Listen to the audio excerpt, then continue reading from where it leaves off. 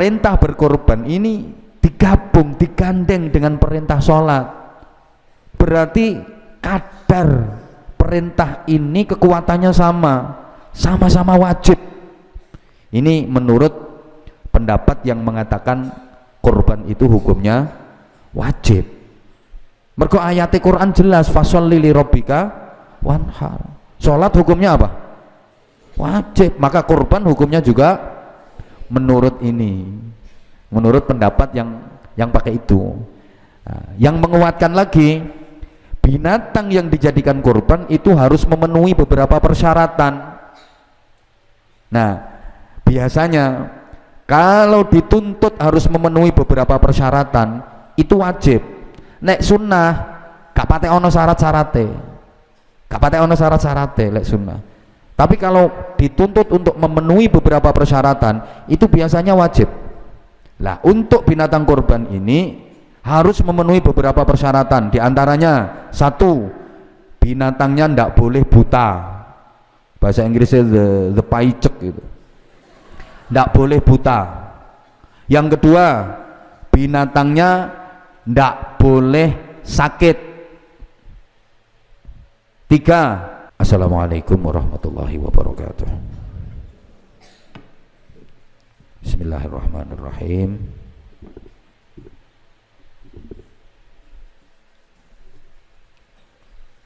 Alhamdulillahi rabbil alamin wa kafa alladzi an'ama alaina wa hada walladzi amarana bittiba'i millati Ibrahim hanifa.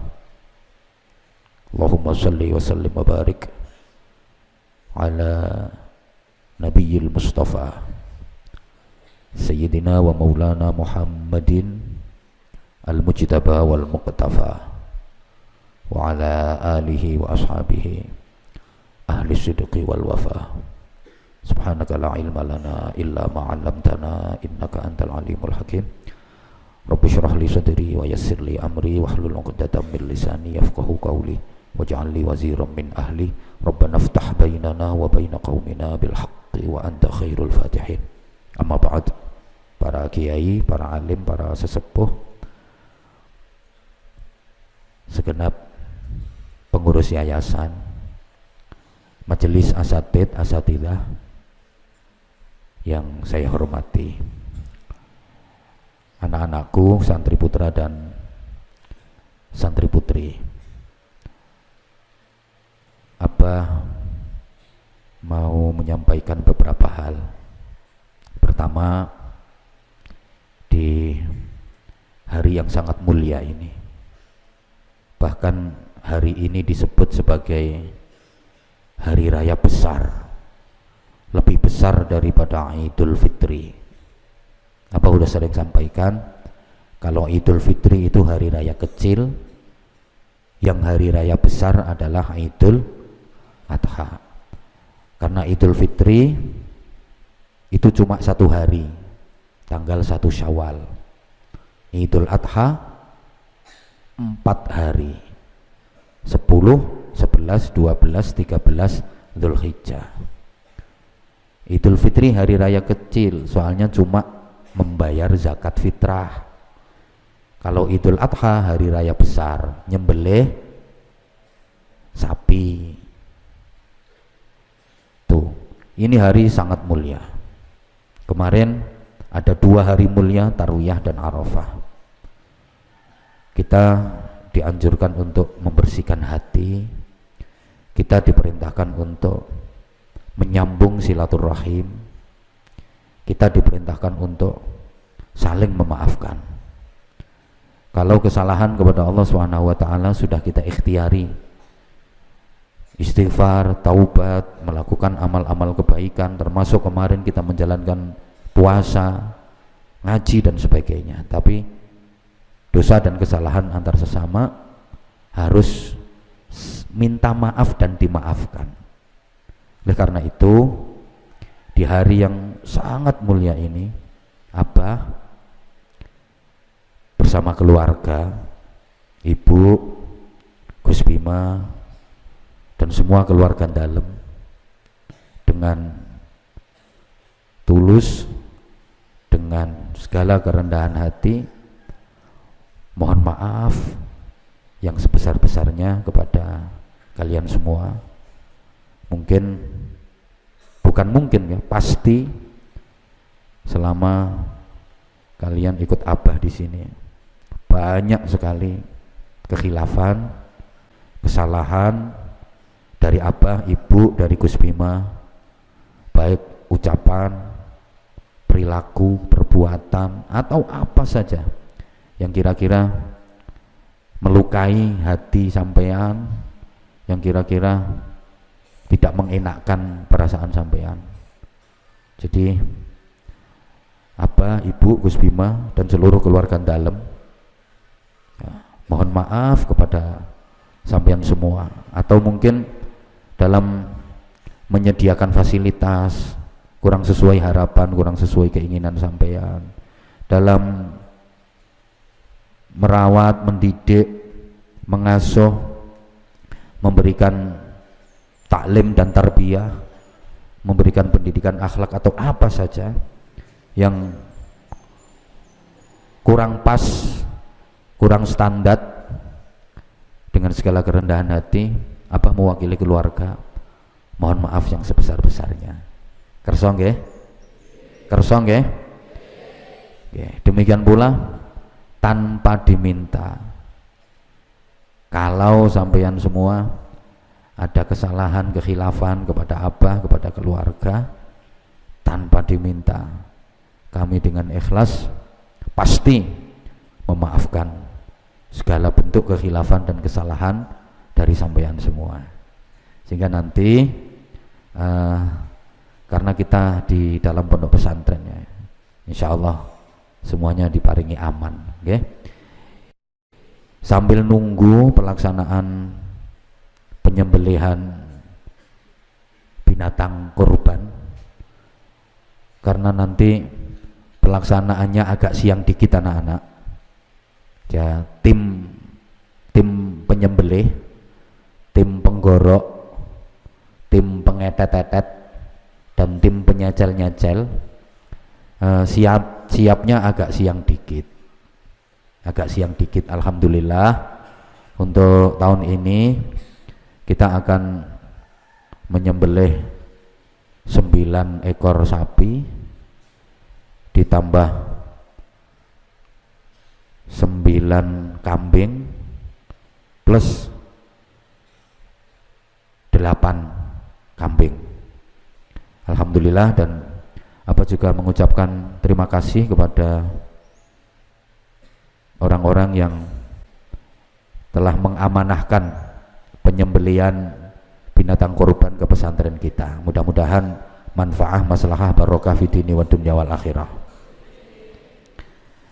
Anak-anak, izinkan Abah untuk menyampaikan beberapa hal sambil nunggu. Yang belakang juga belum begitu panas kok, biar tambah sehat. Niati berjemur. Ini orang-orang yang sakit itu sekarang dianjurkan untuk berjemur. Jadi kita siang ini setelah sholat kemudian kita berjemur, insya Allah ini jadi wasilah kuwabeh penyakit minggat ya, kuwabeh penyakit waras. Sesungguhnya gini anak-anak ya, Abah ingin kalian semua itu nanti ditakdirkan Allah jadi orang yang banyak rizkinya. Abah selalu berdoa mudah-mudahan kalian dijadikan orang-orang yang kaya oleh Allah Subhanahu wa taala. Kaya ilmu, kaya akhlakul karimah, kaya harta. Dan kalau sudah diberi kekayaan, digunakan untuk perjuangan di jalan Allah. Salah satunya istiqomah menjalankan ibadah kurban. Mudah-mudahan bisa, amin Allahumma. Karena gini anak-anak ya,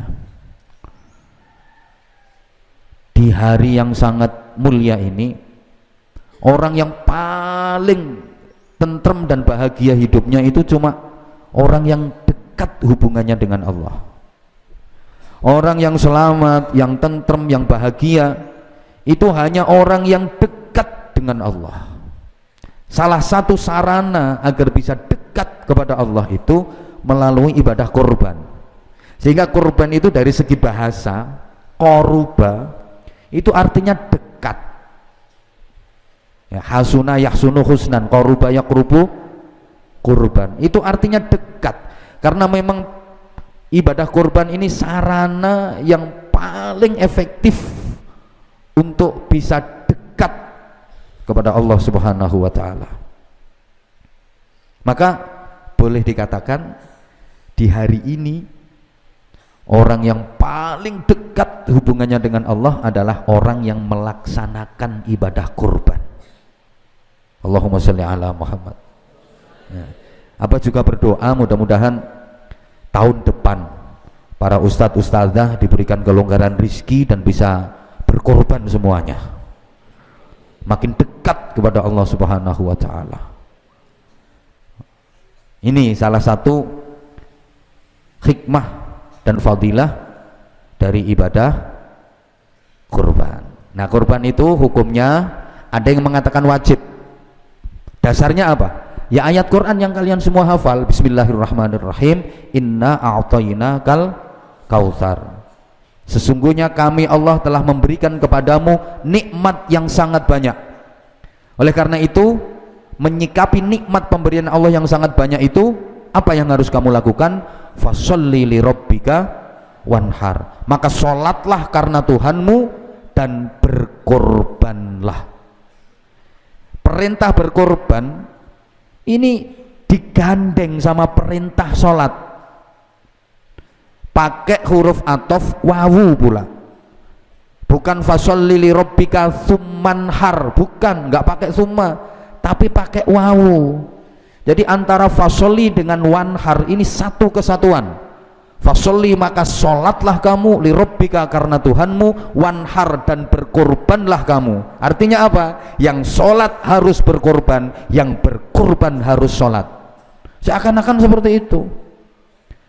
Maka perintah berkorban ini digabung, digandeng dengan perintah sholat. Berarti kadar perintah ini kekuatannya sama-sama wajib. Ini menurut pendapat yang mengatakan korban itu hukumnya wajib. Mergo ayat Quran jelas, fasholli li rabbika wanhar. Sholat hukumnya apa? Wajib. Maka korban hukumnya juga menurut ini, menurut pendapat yang pakai itu. Nah, yang menguatkan lagi, binatang yang dijadikan korban itu harus memenuhi beberapa persyaratan. Nah, biasanya kalau dituntut harus memenuhi beberapa persyaratan itu wajib. Nek sunnah gak patek ono syarat-syarate, gak patek ono syarat-syarate lek sunnah. Tapi kalau dituntut untuk memenuhi beberapa persyaratan itu biasanya wajib. Lah untuk binatang korban ini harus memenuhi beberapa persyaratan. Di antaranya satu, binatangnya ndak boleh buta. Bahasa Inggrisnya the paicek gitu. Ndak boleh buta. Yang kedua, binatangnya ndak boleh sakit. Tiga, binatangnya ndak boleh cacat, koyok tingklang, buntutnya tugel barang ngono ku, pokoknya gak oleh cacat. Yang keempat, binatangnya ndak boleh kurus, harus gemuk. Ojo sampai nuntun wedhus sampai digawa nang masjid apa dikano panitia. Sing nuntun lawemu, sing dituntun kuru. Iku kuwalik, mestine sing digorok iku sing nuntun. Nah, Arif misalnya apa korban nuntun wedhus regane 1,5 juta. Kuru. Arif watuk wedhusnya mencelat. Harus memenuhi syarat.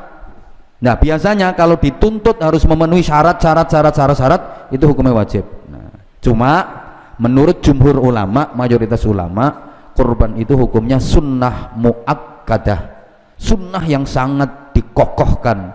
Sunnah muakkadah itu dengan wajib cuma selisih 1 strip saja. Dasarnya apa? Mayoritas ulama mengatakan kalau kurban itu hukumnya sunnah muakkadah Dasarnya Rasulullah Muhammad sallallahu alaihi wasallam menyembelih binatang kurban dan beliau berkata, ya Allah, hadhihi udhiyatun minni wa min ahli wa hadhihi udhiyatun min ummati. Ya Allah, ini kurban aku sembelih, kurban ini untukku dan seluruh keluargaku. Satunya lagi, kurban ini aku sembelih ya Allah untuk seluruh umatku. Rasulullah itu menjagani, barangkali ada umatnya yang nggak mampu menjalankan ibadah kurban, dikurbani karo Kanjeng Nabi. Jadi kuwabeh umatnya Kanjeng Nabi iki wis dikurbani karo Kanjeng Nabi, sedaya pun dikurbani karo Kanjeng Nabi. Jagani mbok menawa ana umat sing gak mampu.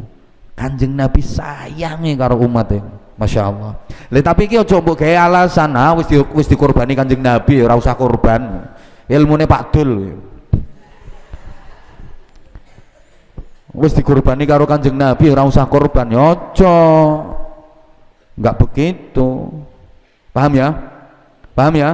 Nah, sehingga para sahabat itu banyak yang punya kemampuan untuk berkorban tapi tidak melaksanakannya setiap tahun. Dulu para sahabat itu banyak yang kaya raya tapi nggak melaksanakan kurban setiap tahun. Ditanya oleh santri-santrinya, nek santrine sahabat jenenge apa? Tabi'in. Alhamdulillah sabilun aja hebat-hebat. Kenging nopo jenengan kok mboten kurban padahal jenengan sugih, kok mboten kurban tiap tahun? Jawabannya, aku khawatir nek aku nyembelih kurban tiap tahun kalian semua nganggep bahwa kurban itu hukumnya wajib, mulane aku gak nyembelih tiap tahun. Ten iki aja gedalil neh Pak Dul, mulane aku ora nyembelih, kuwatir kok nek cah-cah nganggep kurban wajib. Kuwi dalile Pak Dul medhit nek kowe. Nah, kalau Abah ngaman dongakno, insyaallah nek Abah tiap tahun selama diberi kelonggaran rezeki insyaallah tiap tahun melaksanakan kurban. Insyaallah tiap tahun. Soalnya apa? Abah ora iso nentokno hukum, Abah ora kuwatir blas. Ora kuwatir, Abah meskipun tiap tahun nyembelih kurban gak kuwatir aku nek masyarakat, wah berarti ki wajib iki kiyaine nyembelih kurban terus. Ra ngarah. Masyarakat sing diarep-arep malah dum-dumane kok. Anak-anakku ya gak mungkin duwe anggapan, wah Abah tiap tahun kurban berarti kurban iki wajib, gak mungkin duwe anggapan ngono. Sakeh orane mondoke ra bayar kok.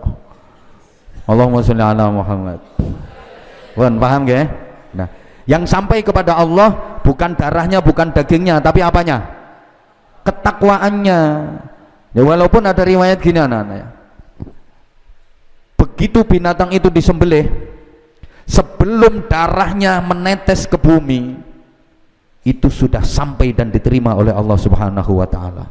Bayangkan, padahal begitu digorok ngok jrot cur, darah itu langsung sampai ke bumi. Sebelum darah itu sampai ke bumi sudah diterima oleh Allah. Tapi ingat, yang diterima bukan darahnya, bukan dagingnya, tapi apanya? Ketakwaan. Jadi nilai ketakwaan sama yang dinilai Allah dari manusia, bukan wajahnya, bukan tubuhnya, bukan jabatannya, bukan pangkatnya, tapi apanya? Takwanya, hatinya, akhlakul karimahnya. Sama dengan itu. Mudah-mudahan semuanya diberi kemampuan Allah untuk bisa menjalankan ibadah kurban. Nah, paling tidak ikhlas berkorban, mempunyai jiwa siap berkorban, mempunyai jiwa siap torok demi perjuangan, bukan malah mengambil keuntungan dari sesuatu yang dinamakan perjuangan. Jadi prinsipnya, apa yang bisa saya berikan untuk perjuangan Islam, bukan apa yang bisa saya dapat dari memperjuangkan Islam. Naudzubillah min. Nah, ini pelajaran penting, pelajaran paling berharga dari nilai kurban. Sampeyan dididik mempunyai jiwa dermawan, dididik supaya dadi wong sing loman, mempunyai kepedulian sosial. Allahumma sholli ala Muhammad. Nah, ini sejarahnya kurban itu ngene anak-anak. Ya, terakhir ya, tolong perhatikan ya, sambil niat berjemur, mudah-mudahan sehat kabeh. Oke, soalnya tim penggoroknya nanti agak siang.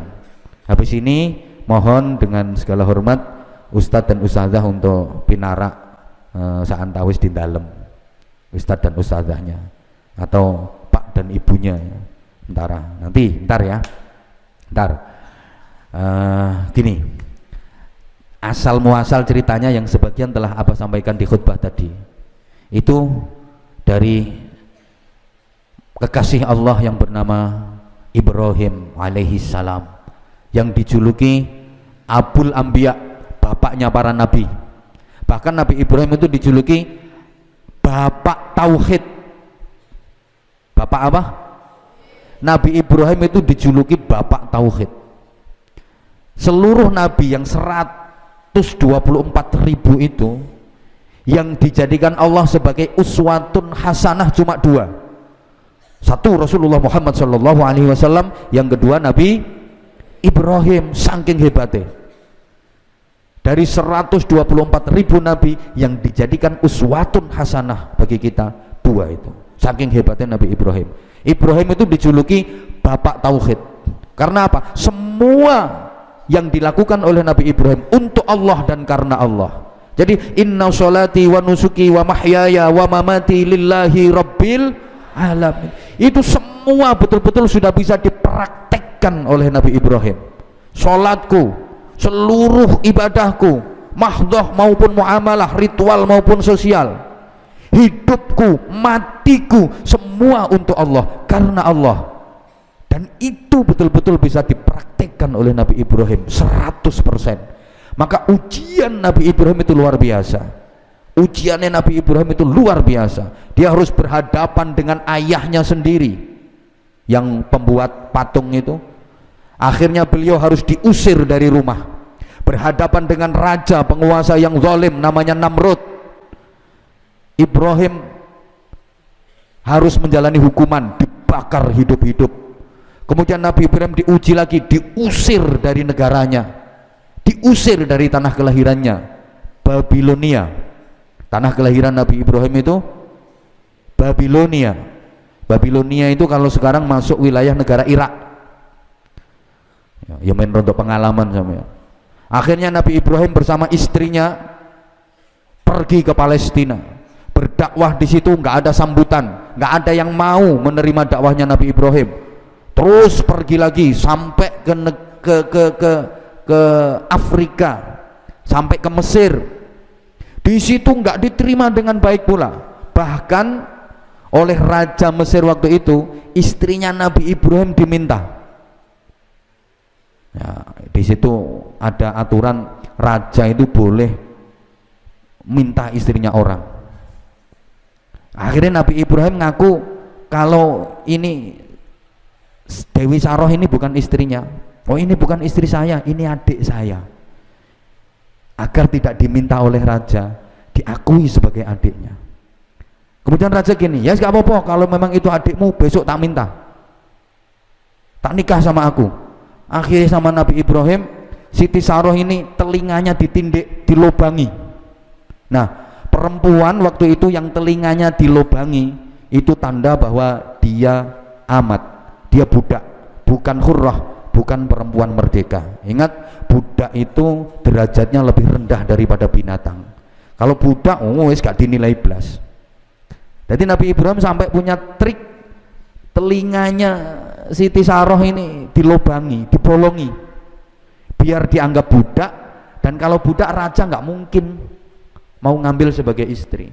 Begitu pagi harinya dipanggil, dibuka dan dilihat telinganya bolong. Wah, budak ini gak doyan aku, aman.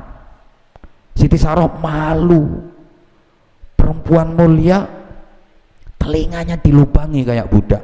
Saking malunya, akhirnya telinganya yang lubang itu ditutup dengan sesuatu. Mulai saat itulah ya awal mula wong wedok nggawe giwang. Saurunge iki ra eneng wong wedok nggawe giwang, gawe anting-anting. Nek saiki malah laki lahir wis ditindik ya. Aman akhirnya. Kemudian diusir dari Mesir, kembali ke kampung halamannya. Akhirnya Nabi Ibrahim bingung, di kampung halamannya nggak diterima.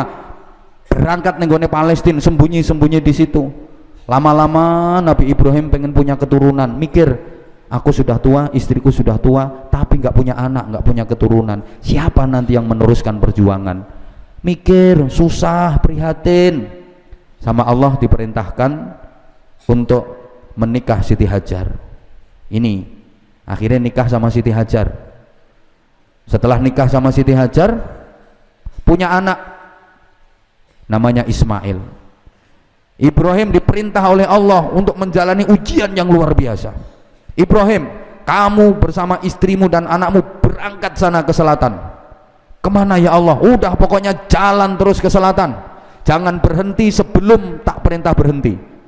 Aku ngidul terus 2 bulan nerao ya, soalnya aku ya gak ngerti ya, kira-kira ya dari Palestina sampai ke Mekah itu kalau jalan kaki dari Palestina sampai ke Mekah, terus jalan ke selatan, melaku terus sebelum diperintah stop sama Allah, sebelum ada stop sama Allah nggak boleh berhenti, terus jalan sampai ke lembah yang tak bertuan, tak berpenghuni, nggak ada tanaman, nggak ada binatang, nggak ada air. Diperintah berhenti sama Allah, stop Ibrahim, kamu di situ di lembah gersang itu, berhenti. Kemudian tinggalkan istri dan anakmu di situ. Bayangkan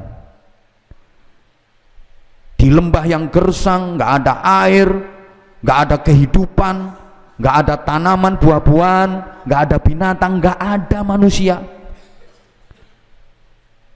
Maka Siti Hajar pun sedih, hanya dia bersama bayi kecilnya yang bernama Ismail.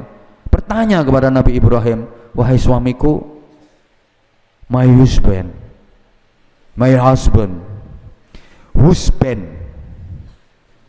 Zauji, hubbi, aku ditinggalkan di sini, terus aku dititipkan nama siapa? Ibrahim dengan penuh cinta menjawab, habibati, istriku, engkau aku titipkan kepada Allah. Emang Hajar ini perempuan istimewa. Begitu dibilangi dititipkan nama Allah, langsung, kalau memang Allah yang engkau titipi aku siap menjalani.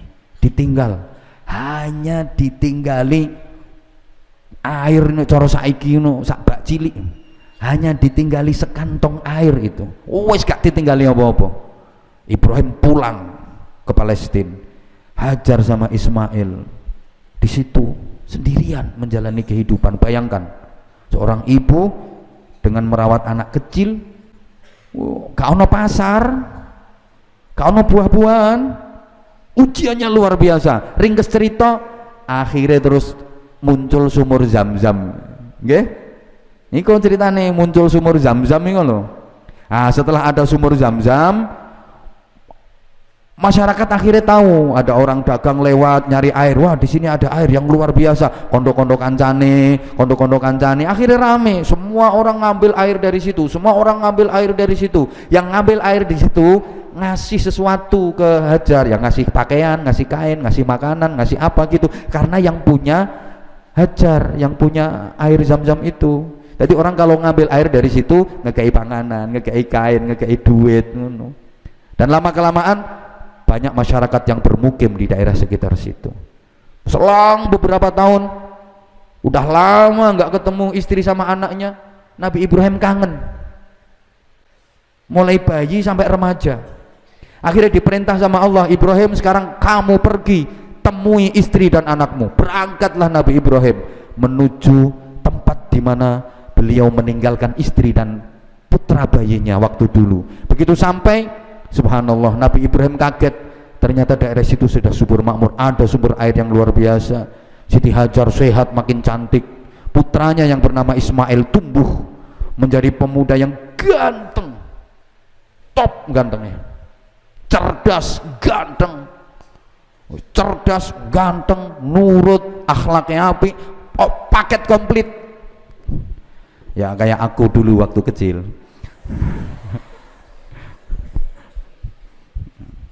Gak kaya Pak Dul cewilik kok biyen. Paket komplit. Allah ya Karim. Udah seneng-senengnya sama anak, sayang-sayangnya sama anak, Allah merintah Ibrahim sembelih sembelih anakmu melalui mimpi. Akhirnya Nabi Ibrahim ragu, masa Allah merintah aku disuruh nyembelih anak? Enggak mungkin. Masa Allah kok merintah aku suruh membunuh anakku sendiri? Enggak mungkin. Tapi kalau enggak mungkin, aku ki nabi. Pada mimpinya nabi itu wahyu. Nek misalnya Pak Lekmu ngimpi dikongkon nyembelih anake, kuwi gendeng. Kalau yang mimpi nabi, mimpi dari nabi itu menjadi wahyu. Gak percaya ini wahyu, percaya kok gak masuk akal. Nabi Ibrahim ragu-ragu. Maka hari itu disebut sebagai hari keraguan, pas tanggal 8 Dzulhijjah, sehingga hari itu disebut hari tarwiyah, artinya bimbang. Tarwiyah itu kan artinya bimbang antara iya dan tidak. Berikutnya malam berikutnya mimpi lagi persis sama, mimpi terus seperti itu persis sama. Barulah Nabi Ibrahim tahu dan yakin bahwa itu perintah dari Allah. Nah, tahu mengerti itu Arafah, pas di tanggal 9-nya, sehingga hari itu disebut hari Arafah. Paham gak? Disampaikan ke anaknya, nak, bapak mimpi diperintah Allah nyembelih kamu. Bagaimana pendapatku, anakku? Bapak sayang sama kamu, bapak cinta sama kamu. Tapi ini perintah Allah, bapak diperintah nyembelih anakmu. Nah, Ibrahim ini memang anak yang luar biasa. Kalau ayahnya yang nyuruh, apalagi atas perintah Allah, nggak ada kata nolak. Enggak bapak, kalau memang itu perintah Allah, monggo panjenengan laksanakan. Saya siap disembelih sebagai kurban. Masya Allah. Coba nih anak saiki, piye pak? Piye? Aku beda beleh. Ya tok sampean sing wis tuwek. Aku sik enom sampean sing wis tuwek. Anak saiki lha ngono. Ya Allah ya Karim. Nah, udah ringkes cerita, dilaksanakan itu perintah. Wes siap. Nabi Ibrahim Ismail wis taleni, siap dibukne, pedang dihono seret. Setan teko. Ibrahim digoda sama setan. Bro. Ya bro ngono le nyelok. Sampeyan gendeng ta? Anak kok ate disembelih. Gak mungkin Gusti Allah ngongkon nyembelih anak, gak mungkin. Sampeyan niku suwe gak duwe anak, jare pengen anak. Begitu dikai anak lanang ganteng kaya ngene, wah ate disembelih kok ate digorok. Gendeng ta sampeyan niku. Ate anake sampean yo mek situk tok, satu-satunya. Ya kok umpama jarene iblis ngono. Ya kok umpama anakmu 7 ngono.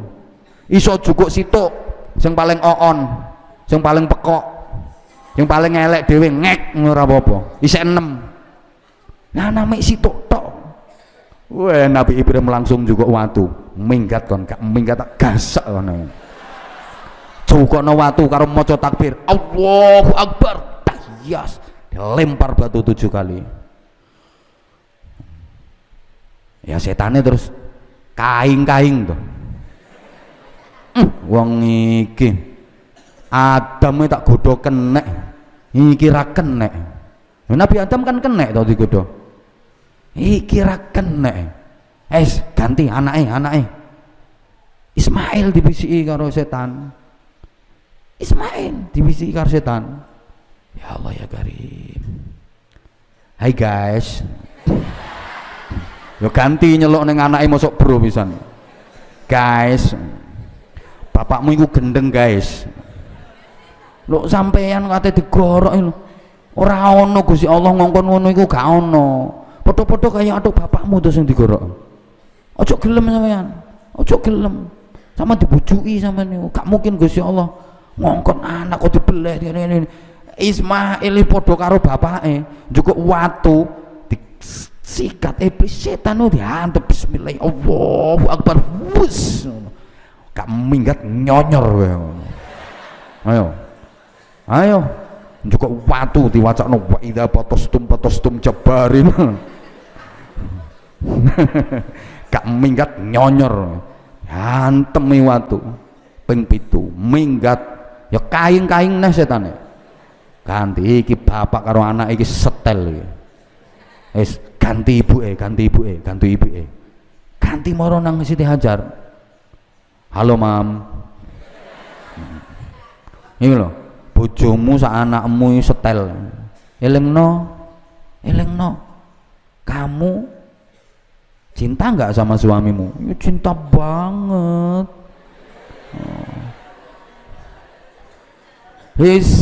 He's my hero, he's my life, he's my heart. Kamu cinta nggak sama anakmu? Oh, sayang banget, anak cuman satu-satunya seganteng itu mau disembelih. Suami kamu itu mau nyembelih anak kamu. Udah sepakat dua orang itu. Cegah. Kalau mereka berdua mati, kamu sendirian. Ayo kamu sama siapa? Ayo cegah. Lah kenapa kok mau melakukan itu? Katanya diperintah Allah. Gak mungkin kan Allah merintah kayak gitu. Jadi Hajar, kalau memang itu perintah Allah, aku ikhlas menerima. Gak mungkin Gusti Allah ngongkon ngono kuwi. Pikir. Gak mungkin. Piye? Gak mungkin. Jukuk watu. Gak minggat nyenyek wae ngono. Antemi kaing-kaing setane minggat maneh. Jarene iblis misuh karo Melayu. Sak omah kok edan kabeh. Nah, enggak, peristiwa itu akhirnya mengilhami terjadinya Romyul Jamarat, pelemparan jumroh ula wusta Aqabah, lempar 7 kali dalam pelaksanaan ibadah haji. Masya Allah, abang cerita haji kok akhirnya gak kuat, kangen banget. Sama ini tadi Gus Bima tak ajak, ayo sholat id, malah ngomong enggak, ayo tawaf ifadah sik. Karena biasanya kalau melaksanakan haji itu kan malam habis lempar jumrah Aqabah, nah, pagi langsung ifadah. Ini mau tak ajak, ayo sholat saya enggak, ifadah sik.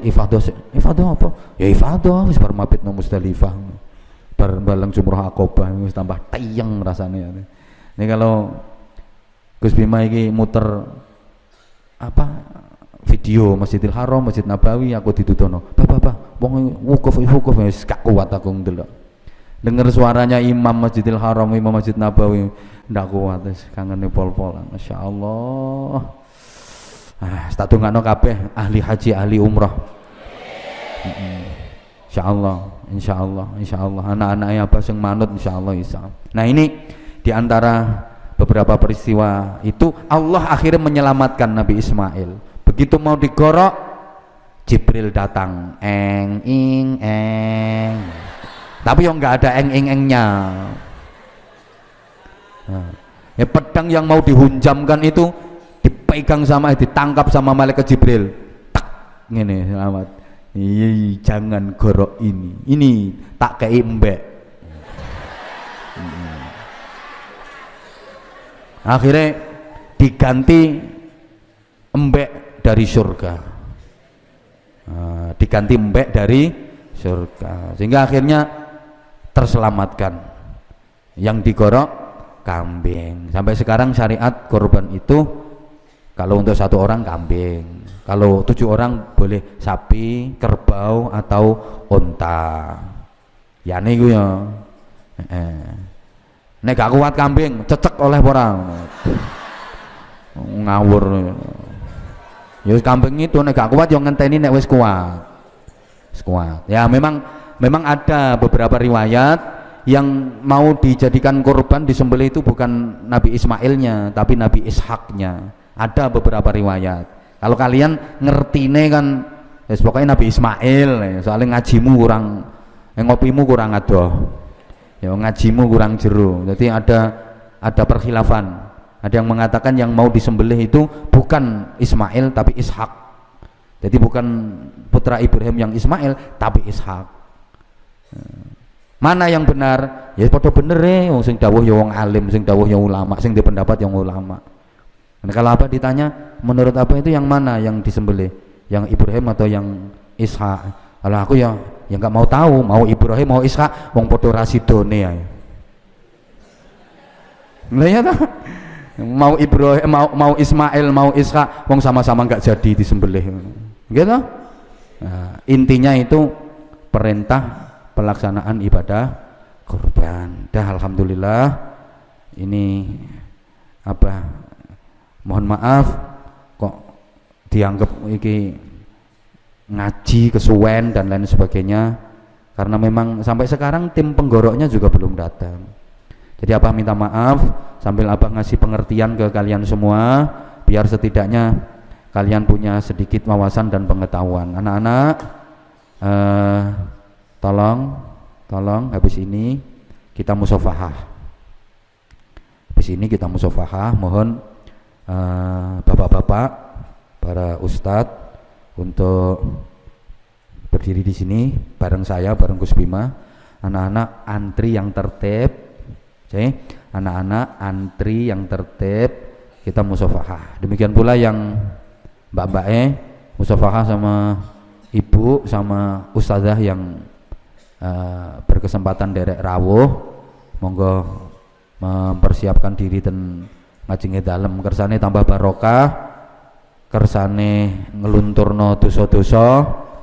Nggih, terus habis ini nanti anak-anak nunggu pelaksanaan penyembelian, tolong yang tertib, nggak usah umek, nggak usah rame, dan nggak usah keluar dari lingkungan pondok. Jangan khawatir, wis to akeh sampean pengen sak blengere, sak umore, sak mencretmu wis. Yang penting dimakan, nggih. Dah, monggo Abah minta maaf yang sebesar-besarnya. Sekali lagi mudah-mudahan semuanya diberikan kesehatan zahiran wa batinan, diberikan keselamatan, mudah-mudahan manfaah maslahah barokah ila yaumil qiyamah. Assalamualaikum warahmatullahi wabarakatuh.